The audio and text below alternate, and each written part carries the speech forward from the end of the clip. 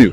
maa ngi lay fay DJ Yves. mbaa yaa ngi ci jàmm. maa ngi ci jàmm bu baax. waa Abdou Nguer mbirum Ousmane Sonko ak ki nga xam ne moom moo di Mame Mbaye Niang ñu woowoon ko le 2 février mu waroon wuyu ji finalement mujjul dem ban jàngat ngeen ci am yéen ñi nga xamante ne ba léegi yéen a ngi topp mbirum Adji Sarr. waaw bon Ousmane Sonko moom dafa ne Mame Mbaye Niang dafa sàcc 29 milliards. te 29 milliards nag boo ko sàccee ci mim réew ñun am nañ intérêt que mu feeñ. te comme moom xam na wax dëgg yàlla fu ko Mame Mbaye Niang luubale gis na rapport yi yëpp mu yore ko vraiment war na ko mën a yóbbu ñun ñu xam Mame Mbaye Niang fu mu dugal suñu 29 milliards. waaye nag man li ma ci jaaxal. dafa taxawaat mu ne rapport bi ci internet la ko liir. mu jaaxal ma lool nag. xaw ma da doon fo xaw ma nu mu demee noonu. rax ci dolli ñu jox ko convocation ñun ñëpp jàpp le 2 moom boo yoon na ci nopp askan wi. Ousmane Sonko le 2. le 2 jot mu taxaw mu ne jotuma convocation. à ma grande surprise huissier bi mu ne yóbbu na convocation bi këram mu ne ko nekkuma sama kër maa ngi chaise ba. mu dem ci chaise bi mu ne ko effectivement demal sama kër nga joxal ma ko sama gardien. mu dem jox ko gardien Ousmane Sonko ñëw ba le 2 jot mu ne moom gisul convocation. yor ballon nee mbedd mi nee na day football di fontu maanaam Ousmane Sonko day fontu république bi. loolu nga jàpp. loolu moo am. parce que lu toll ne justice convoqué la. ci loo jotee ak sa nawle. parce que problème Adji Sarr ni la fi defoon. dañ ko porté plainte. mu ne du wuy ji ndax député la. ñu levé immunité parlementaire am mu ne du wuy ji. nee na sëriñam ñaan ko. ñu convoqué 9h a génn këram. ba 15h mënul àgg fañ ko woowee. te juge bi soxla woon ko 9h. tey Mame Mbaye Niang porté ko plainte procureur jël dossier bi jox waa DIC. waa DIC woo ko ne ko ana rapport bi mu ne damaa juum ICF laa wax. ñu ne ko waaw léegi dama indi rapport ICF bi mu dem ñëwaat ñu ne ko ana rapport ICF bi mu ne du ma leen ko jox. juge bi laa koy jox. procureur ne leen kon boucler leen dossier bi jox ma ko. ñu boucler dossier bi jox ko mu yóbbu ko. jox ko citation ne ko léegi ñëwal tribunal kon nga jox ñu rapport bi. kon vraiment waroon na ko yombalal. mais est-ce que jàppul ne li ñuy wax justice à double vitesse maanaam moom wóolul justice bi comme ni nga ko yàgg di waxee que même bu fekkee am na aussi ay rapports yu leer bu demee sax mën nañ ko ci indi la jafe-jafe. non wóoluwul justice bi loolu du wax. kon du wax naa dem tribunal fa laa ko yóbbu. dafa waroon ne rapport baa ngi joxuma ko joxewuma ko waaye ndax wóoluwuma justice. mais dane su ma demee justice dinaa ko yóbbu. kon wóolu na leen. léegi nag justice boobu ne ko di nga may indi rapport bi kaay jox ma ko. mu ne maa lànk ñëwuma yor ballon di taxawaat. mais kii daf ñu yàpp. vraiment kii daf ñu yàpp daal daf ñu yàpp. léegi loolu est-ce que du aussi état bi ñoo war a jël seen ay responsabilités. non si waaw parce que dinañ ko jël parce que fii kuñ foo di nga wuy ji nag. moo xam tey ñu woo la 1 heure. ngay taxawaaloo ne ci mbedd yi. amul problème waaye kuñ fi woo di nga wuy ji. ku alaaji woowu faa nga wuy ji. léegi nag wuy ji boobu noonu nee nañu dañ ko puusaat ba le 16 février. te nee nañu am na droit bañ a wuy ji ñetti yoon bu ko neexee. avocat mi ñoo neen juge bi na leen may. ñoo ñaan pour ñu may leen ba le 16. Ousmane Sonko amul droit bañ a wuy ji sax. parce que moom moo ne. rapport bi mu ngi ci moom. mais Yves. li nekk ci sa loxo kay. demal jox gars yi rek. ñu xool nga dem ñibbi. yow da nga jàpp dafa am lu muy tiit ci loolu. ah xanaa yorul rapport bi. bu ko yoree. loolu du problème. est-ce que tey bu demoon tey ci wuy ji boobu noonu. ak li ko état bi jàppal yëpp. ci xaar bi ñu koy xaar ci procès. li nga xamante ne mooy Adji Sarr mu jàpp ne lépp complot la est-ce que jàpp ne aussi mën nañ ko indil problème ci wuy ji bii nii. bu fekkee mu ngi preuve yi mu tuumaal Mame Mbaye moom. non non du fa am benn problème. waaw parce que réew mi réewu démocratie la. réewu justice la. waaw. jàppal nga daa mënul am problème. non bu fekkee moo ngi preuve yi. mënul am problème. est-ce que mënuñu modifier ay affaire wala modifier ay preuve ak yu demee. non preuve yi mu nee na moom. ci déclaration bi seetaanoo ko nee na. preuve yëpp mu ngi ko téye. nee na moom preuve yëpp am na ko ba téye ko. léegi mais nee na moom diffamé wul wax na ko ci. Kër waaw moom nee na preuve yi mi ngi ko am. kon diffamé wul. léegi après na yóbbu lool rek. amul benn problème. bu yóbbu preuve daal jàpp nga ne mën na ci bañ a am benn problème. non ko koy téye xanaa nekkatuñ ci. mais Mame Mbaye Niang dafa am nu mu ko artoo nag wax ne bu yóbboo ay preuve mu woon li indi na ay preuve man ma dem joxe sama bopp. police Mame Mbaye Niang xam nga Mame Mbaye Niang gor la. parce que xam nga lu tax mu nekk gor. coow lii bi mu fi jógee. dafa démissionné ne kaay leen ma leeral ko. ay kilifaam xam ne lii ay caaxaan la ñu ne ko continuer sa liggéey. maintenant nag kon. jàpp nga ne daal moom Mame Mbaye Niang mu ngi taxaw fu wóor Sonko moo taxaw fu wóor. Sonko biñ ko jiñaa yàkkataan démissionné wul dane samay immunité parlementaire nangam sangam ah loolu la mais Mame Mbaye bi problème yi jógee rek dafa ne day démissionné pour ñu man koo dem setal deram loolu nag penc bi baaxoo wuñ ko fi gis penc bi ñu jiiñ la nga démissionné yombu fi kon Mame Mbaye def na acte noble bu ci continuer di harcelé wu ci kawam nag mais na jël ay matukaayam d'accord ñu jugee ci mbirum Mame Mbaye Niang ak Ousmane Sonko ñu dem ci affaire Sweet Beauté ba léegi gis nañu ne le 9 février nee nañu déclaration bi nga xamante def nañ ko ak accusation bi nga xamante def nañ ko jeudi bii nii appel bi dañ ko déposé ci avocat yi pour ñu mën a dem wuy ji le 9 février ci mbirum chambre d'accusation Sonko est-ce que dafa war a dem wala dafa war a toog Adji Sarr dafa war a dem wala dafa war a toog. non Adji Sarr lii moom yoonam nekkul. ok Sonko. avocat bi bëgguñ mu dem procès. ñu attaqué procédure bi. li juge bi renvoyé affaire yi chambre criminelle. nee nañ jaaduwul. te ñoom nag dañ ko yéex attaqué. dañoo yéex. avant ñu doon boucler dossier bi. la ñu waroon a attaqué. procédure bi. mais dañoo bàyyi ba ñu boucler dossier bi ba yóbbulee pour ñu àtte leen. foofu ñoom avocat yi. mënuñu attaqué loolu. wala avocat Ousmane Sonko yi avocat Ousmane Sonko yi duñ ci am ndam. bu doon dene juge bi dafa rendre ordonnance de non-lieu. procureur mën na attaqué ordonnance boobu.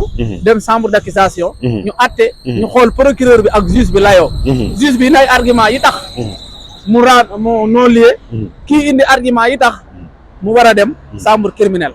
mais bu dee yow mi nga xam ne yow lañ inculpé wala ki ñu inculpé bu demee chambre criminelle moom amatul sens pour def benn recours wala benn contestation ba yoon di tenir ci compte. ma xam Diallo moom àdduna du neex bañ delloo ko dossier bi c'est fini. pare na ci moom. moom pare na ci dossier bi dossier pare na ci.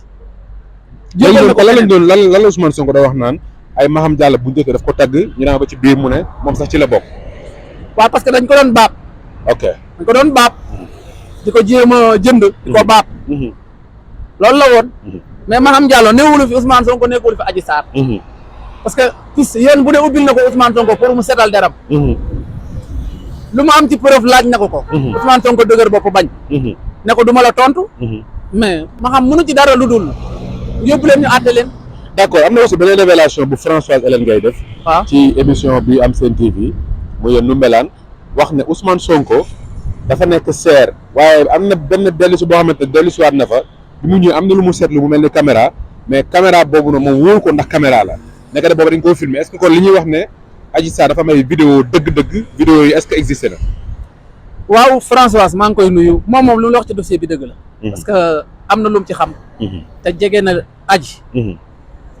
booy dégg Adji lu mu koy woowee tata. sama yaay. kon jege na ko li mu ci bëgg a xam mën na ko ci xam. loolu moom. bu ko waxee man dama koy dëggal. d'accord wax na aussi ne docteur Alpha Seyni ndekete moom moo jëli Adji Sarr ànd ak Sidi Mohamed Mbaye yóbbu ko hôpital mais nit ñi amuñu révélation boobu. mais nit ñi tam xam nga dama yaakaar duñ bàyyi xel ci. médecin bi ñu doon wax moo jëlee Adji. ñoom nit ñi est-ce que doon nañ bàyyi xel. ban médecin la mais musuñu wax tur dañ ne médecin rek. léegi ñoom nag am na loo xam ne xel moo koy mottali. ok médecin biñ ne. moo ko yóbbu.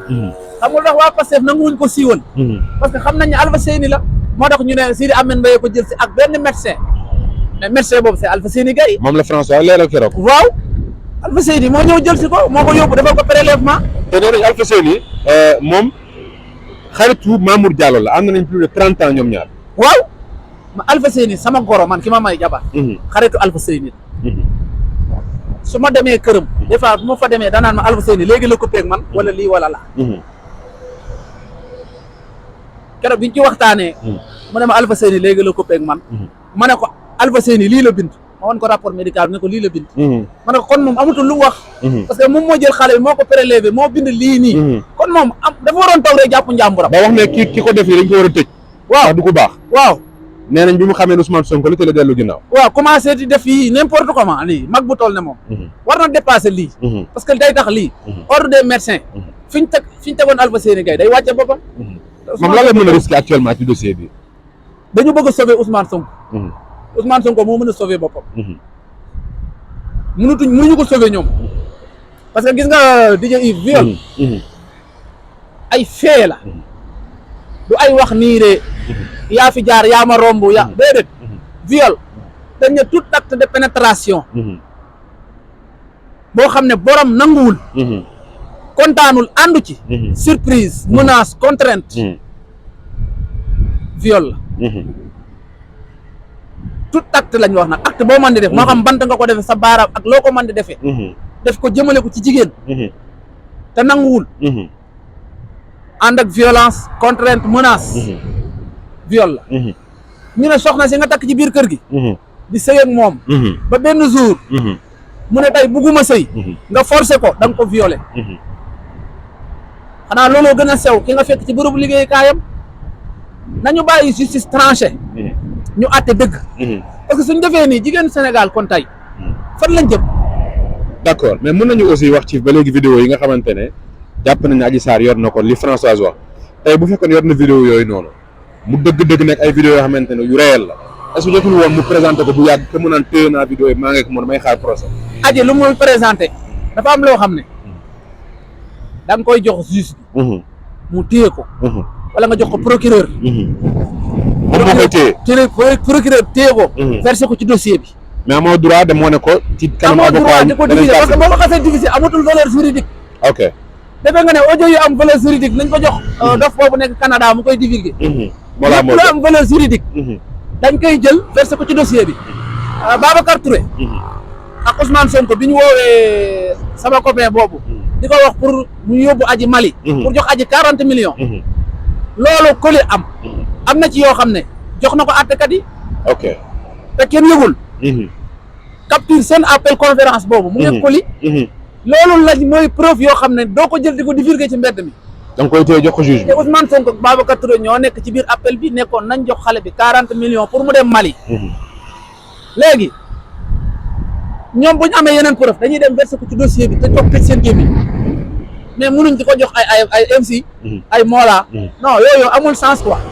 d'accord ñu jeexal tey gëm na ne dëgg-dëgg procès dina am ak li ñu commencé woon nan foog kilifa yi ñaan ñu bàyyi mu sedd bu ko def procès do procès dina am moom jeex na tàkk procès day am par force jeex c'est fini procès bi kay moom kenn mënu koo werante woo même président Macky Sall bu ko kilifa yi ñaanoo mënutul dellu gi président Macky Sall lu ci yoonam ci kuñ tooñ dañ ko ci tudd ne xam nga kuy def médiation if kilifa diine yi bu ñuy def médiation dañuy dem ci Adji Sarr ne Ousmane Sonko baalul Adji Sarr loolu mën na nekk mën na nekk kay ne Ousmane Sonko baalul Adji Sarr bu baaloo ñu def non-lieu mu dem non-lieu passé na mu dem ne ko baal ma Adji dem retirer plainte am léegi nag mu des Ousmane Sonko ak justice maanaam même bu Adji baalee sax justice day continuer li mu war a def waaye léegi moo tax ma ne médiation booy def médiation da ngay fekk ñaar ñi nga xam ne dañoo jote man ak Yves ñoo jote léegi damay ñëw ci Yves ne ko Yves baalal Abdou Nguer te médiation ñi ngi koy def ci loo xam ne luñ mën a réparer la ok tey bu dee damaa jël sa xaalis nga porté ma plainte ñu tëj ma mën a delloo xaalis bi mën nañ def médiation bu dee damaa jaay sa kër te ma mën ko delloo mën nañ def médiation yooyu médiation ko mais dafa am loo xam kenn mënu ko réparer mooy crime ok ray nit du luñ mën a réparer bakkan bi du delsi viol mënuñu ko réparer da am yoo xam ne boo ko defee société bi nga tooñ quel que soit les résultats dañ la war a àtte ok moo tax justice ante Ousmane Sonko affaire am warul yàgg sax te man gëm naa ne d'ici mois de mars dinañ ko vidé mu jeex ku ne dem bàyyi ñu bàyyi ba mars ba mbiri xewoon ñu vidé ko ci mars bi ni non non faaw requête bi ñu dugal faaw chambre d'accusation statique wax lu mu ciy xalaat après juge bi doog a procureur doog a mën a fixer date def li mu war a def parce que procureur tamit du def na ko su dul noonu te gis nga procureur de la république PV boobu mu yoroon tuddee ko PV Ousmane Sonko daa am lu ci gendarme bi bindoon Touré ok mooy Bassirou Gueye bi mu waaw loolu moo am lu ci capitaine Touré bindoon ok li tax Bassirou Gueye ne leen génne leen ko parce que dafa bind ne capitaine Touré da ne Ousmane Sonko effectivement dem na ci salon bi te tëdd naa xale bi loolu la capitaine Touré loolu la fa bind ok Bassirou Gueye ne leen dindi leen ko parce que Ousmane Sonko digloogu leen ko kon warul leen koo waxal lu mu loo xam ne taxawul ba mooy PV bu njëkk bi waaw moo tax Bassirou ne leen li ne ci bii bee moo gën a sedd bii ma yor ok parce que li ko fa Touré defal bu fekkoon daf ko maintenir mooy lan Ousmane Sonko avoué na ne dem na fa tëdd na xale bi loolu la ci Touré def pour xam nga lu mu ci jublu woon pour bu Bassirou Gueye sàgganee ba PV yooyu romb ba dem ci juge bi avocat yi Ousmane Sonko dañuy attaquer procédure ok te dañuy am dëgg ci procédure bi day yàqu. Touré loolu la ci jublu woon. ok moo tax bi ko procureur yëgee na leen dindi leen ko ba mu set parce que Ousmane Sonko ñëwagul. pour wax digloogu leen ko. ok kon amu leen droit ne. dem na fa wala tëdd naa ak moom. Ok. amu leen ci benn droit dindi leen ko ba mu set. moo tax Bassirou ne leen bii. moo gën a soxor ci yéen. ok capitaine Touré nag boobu la sàcc photo ko yónnee ko Ousmane Sonko ci WhatsApp. ok ñu yor ko di dof li ci kaw nit ñi. naan PV bi PV bi voilà boobu la. ok loolu nag la Bassirou ne na dañ parce que foofu moo doon may avocat Ousmane Sonko yi ñu attaqué procédure. d'accord kon na nga jàpp ne capitaine Touré dafa trahir dafa trahir armée def na pexe bu ne. yàlla naxasal ay pexeem rek. mais suffit que bu jotoon preuve yi xale bi yor da ko doon disparaître kenn dootu ko gis jël na téléphone xale bi vérifié na fu ne. moo tax mu naan message ma fi gis benn naara ko fi yónnee ak benn pël Fuuta parce que message bi Ndeye Khady Ndiaye yónnee ci Adji Sarr ne ko Ousmane Sonko ngi ñëw. Adji kam ko dénk capitaine Touré xamul kooku. ok dañoo jàpp ne Adji benn petite gamme yi la nii. ñu bëgg a dox ci maayanam mais capitaine Touré dem na ba ci biir xam na ne kii. moo ma sut lees. d'accord Abdou Nguer ñu ngi lay gërëm. jërëjëf.